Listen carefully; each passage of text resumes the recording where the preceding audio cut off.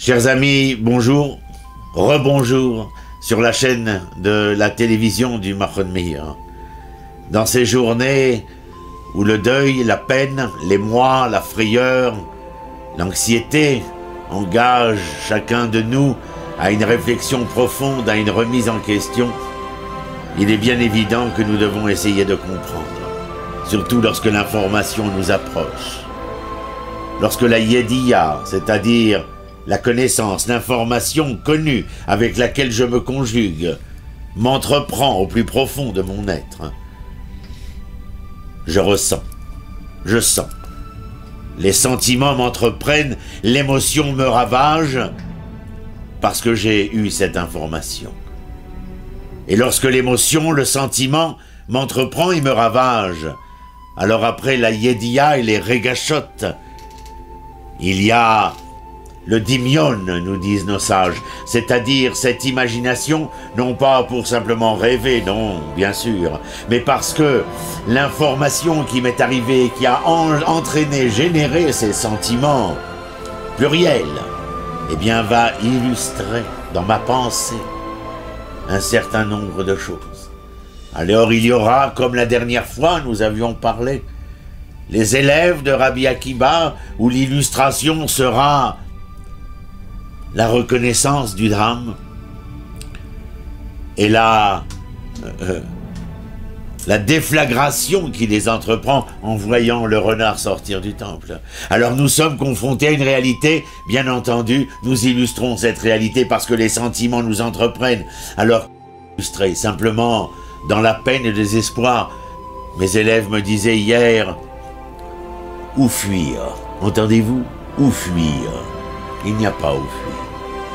Parce que, dans une comparaison kafkaïenne, nous dirions que, en 68 ans d'existence d'Israël, bien sûr, nous pleurons chacun des 25 000 morts et des milliers de blessés. Mais qu'est-ce à comparer lorsqu'en 3 ans, 6 millions de nos hommes, de nos frères, de nos sœurs, de nos parents, de nos enfants ont été exterminés, gazés, brûlés? Où fuir? Il faut être capable, bien au-delà du sentiment, de la seule peine, du seul désespoir qui nous entreprend. Et je ne critique pas, car Manes Parber disait que le désespoir chez les Hébreux, c'est l'espoir impatient. Oui, nous sommes impatients de la délivrance. Mais il faut peut-être être de ceux qui chaussent les lunettes de Rabbi Akiba.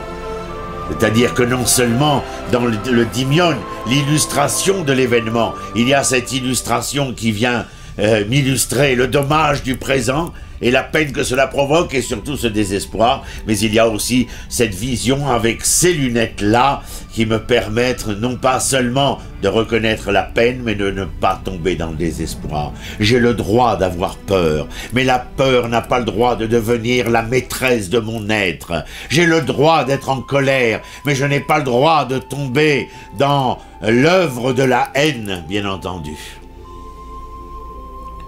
Alors après, Yediot, Regashot, Vedimionot, nos sages nous enseignent que vient le moment de Retzonot.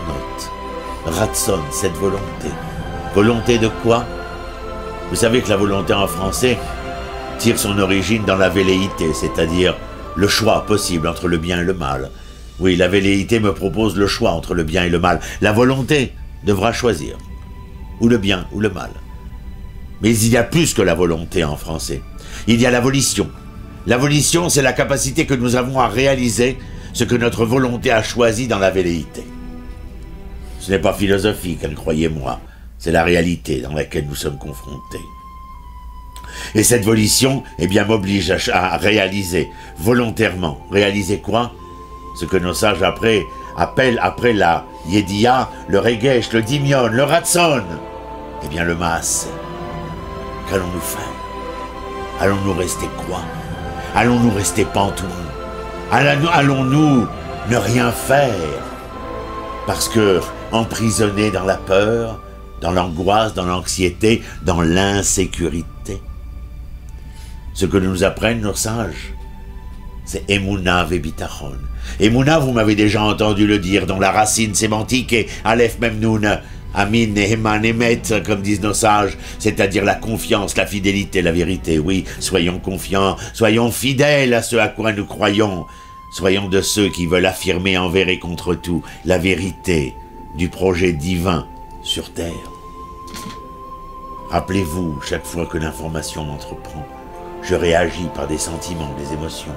Cela illustre dans mon imagination soit la crainte et la peur, soit pas seulement la crainte et la peur, mais aussi l'espoir de pouvoir entreprendre quelque chose. Pourquoi? Parce que je le voudrais par mon ratson, et cela m'amènera automatiquement à devoir agir, à devoir faire. Qu'est-ce que l'homme qui ne serait que l'étude? Qu'est-ce que l'homme qui ne serait que l'étude? Rien. Absolument rien.